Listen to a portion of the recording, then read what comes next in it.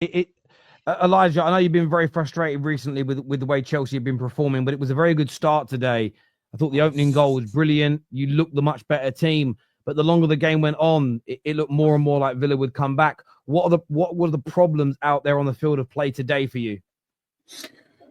Yeah, Terry, I agree with you. Like, we started off really well. Like, for me, this result is not on the manager today, it's on the players because we should have won this game. We had chance after chance after chance, and we couldn't score. That's what I mean. So yeah, we started off good. Like the first goal, fantastic goal from Chelsea. The pass from Caicedo into Pedro Neto was superb. But then Neto made a great through on the right hand side. He saw Enzo, he passed it to him, and Enzo tapped it in 1-0 goal. And then I was like, good, we got the goal. Let's go on and score a couple more. But we didn't, Cole Palmer today, I don't know what's going on with this guy, but he could have at least scored 2 or 3 goals because the one in the first half was unlucky. So I'll give him that. But the second one, Caicedo made a great form pass into Palmer. Then Palmer, all he had to do here is get past Martinez and shoot. But he doesn't do that. It takes way too long. Like, I don't know what's going on. And in Kunku today, he started off good in the first half, but then after that, he had a stinker. And I think for me, Pedro Neto has been only our best attacker today because he was trying throughout this whole game. He was really trying. And what I will criticize Maresca is the substitutions because, again, he did it late. Because look what Uma Enwi did. He take off Jacob Ramsey, brings on Marcus Rashford, and that's Villa with a better team, because Rashford came on and could gusto, if you know what I mean. Because Gusto, I don't think he wasn't that bad, but he wasn't that great against. In the first half, it was good, but the second half, he was just shocking. If you look at the first goal, I think he should have at least cleared it out instead of allowing the ball go straight into Rashford for the first goal.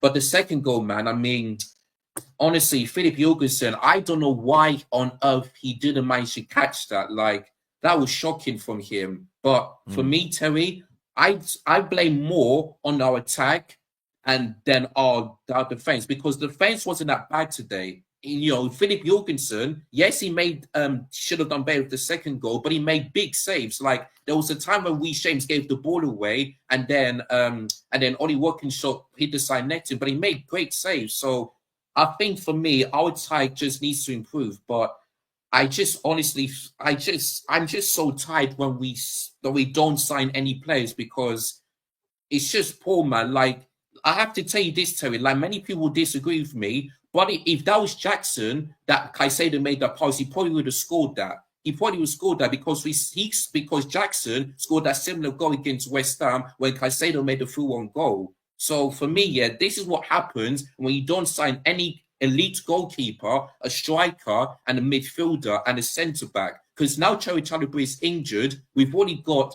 like Reece James, Levi Colwell, Josh Ashpong, and Kukurea. We've already got 4 defenders left. And I keep saying this, the more injuries we got, the more our squad is getting weaker and weaker and weaker, if you know what I mean. So the summer transfer window, it needs to be sorted out. We need a massive reboot because if we want to get top 4 this season, we just need to sign some players, like just sign elite players, because if we keep signing young players, it's going to take us nowhere, absolutely nowhere. So we bought it, Terry. I'm very disappointed because Bournemouth have lost against Wolves. So this was an opportunity here to finish top 4, but we failed to do so. So to me, this result is on the players than the manager today. So I'm honestly fuming, man, as always. But I don't know what to say, man. Just broken. Maresca out, 2 wins in 10 games, no top 4. Shocking. I still think sacking Maresca would be too premature as well. I know a lot of people that you want him gone, Elijah. Would you like him sacked? Of course not, Terry, because he's a young manager and he can make mistakes. And funnily enough, even though we got 2 wins in 10, we still have a chance of making it to the Champions League. The season's not over yet. What I will say is that we need to be winning games consistently. That's the only way we're going to get over the line. So for me, I don't want him gone because, I mean, we are better off this season when we was last season, if you know what I mean. So I'll give him time, though. Like for me, but the sports directors and everyone else needs to leave because they're the main issue of this club, if you know what I mean. Mate, I hear you. I hear where you're coming from. Yeah, I just, even though I know he's made mistakes and I know there's problems, I can't quite put my finger on it, but I just feel like sacking him would be somewhat premature, if that's the It right is. word. We're in this Because the thing position. is, We're in this position because of what he did in the first half of the season. So we're in this Yes, position in line. So what's happened in between them? Obviously, like loss of form for people, injuries, whatever, blah blah blah. But he has made mistakes, and you expect that of a rookie manager. You expect them to make mistakes. The whole thing. If I was to describe Chelsea in one word for everything, it's all immature. That's what Chelsea are at the moment. They're an immature club for everything. Great point. You know what's ironic? I actually came on the stream because of something that David said about fans being impatient. And I look at, obviously, there's a lot of talk about Chelsea fans having a protest. Spurs fans have had a protest. Liverpool fans, there's been talk of a protest, but there's a lot of people who want FSG out. There's a lot of people who want Kroenkes out. So we're all the top. And ironically, United fans have probably been the most patient because the Glazers have been there the absolute longest.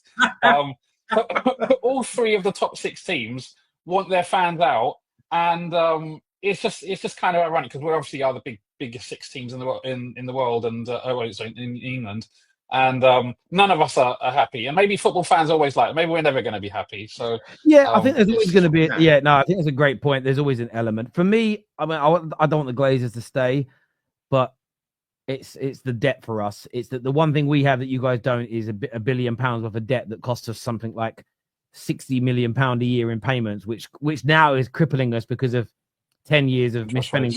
But I do agree with you. I don't think fans will ever be happy with their owners, and there is an element Terry, of it we've got to go to.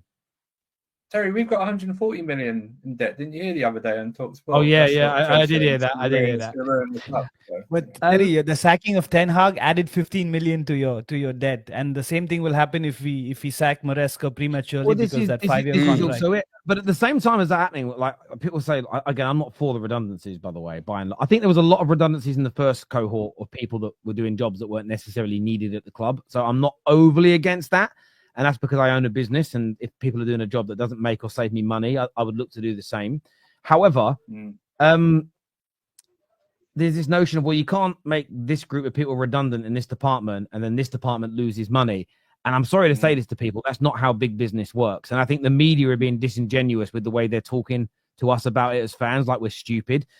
Just because the retail bank of Barclays makes some redundancies because it's losing money doesn't mean that a loss in a department that's making hundreds of millions of pounds of profit a year should be scrutinized for making a 10 million pound loss, because they're different departments of an organization that have different revenue streams. They have a different cost to income ratio. And that's my problem with a lot of these conversations, is that those things are never spoken about. Now, I understand from the moralistic standpoint, it looks really bad, but every single department will have an income stream. And the size of your income stream will dictate how much of a loss you can make. And I'm not saying the mistakes were right. I've criticized the keeping of Ten Hag and the bringing in of Dan Ashworth. But at the same time, there's a much higher threshold for financial mistakes when it comes to recruiting for the first team than there is for over-ordering food in the canteen. There is going to be and that's not but that's the reality of the situation, which unless you've worked for a big company or you own a business, maybe people don't understand that. And that, again, I'm not for everything the Ineos are doing. But someone said to me the other day, Terry, do you think it's right that they're like scrutinizing the amount of the orders that go into for the canteen? I'm like, well, yes and no. Yes, if there's imagine they're throwing away £5,000, £10,000 a month worth of food because no one's eating it. There's too much. Then it makes absolute sense to say, well, we're going to, and that's why I don't go in on everything just because I read it in the paper. I ask for the rationale. Well, were we wasteful? You know, they're talking about the caretakers having to count screws. I'm like, okay, sounds bad. Are there multiple little warehouses or like lockups full of materials that have cost thousands of pounds that we've bought that have never been used? If the answer is yes, then it makes sense to start scrutinizing it. If we don't waste food, we don't waste items for sort of caretaker work, as an example. If we're not over-ordering stationery, if we're not wasting money in these areas and they're just doing it to be Scrooges, I've got a bit of a problem. But I've got a gut feeling that we were wasting money in those areas. Why? Because we're a horribly run football club from top to bottom, and horribly run clubs and businesses and schools and families hemorrhage money most of the time. So I'm balanced with these things, and I always want to ask the additional questions of why did we do it? What did we find? What's the rationale? And yeah, look, I hear you. I do hear you. But yeah, fans are never going to be, I don't think fans will ever be completely happy with their football clubs unless they're winning. Even City, you look at the way some City fans have reacted this year when their team's been losing, the way they've gone at their club. It almost sounds like they haven't won anything for years, but I think it's a natural thing for us.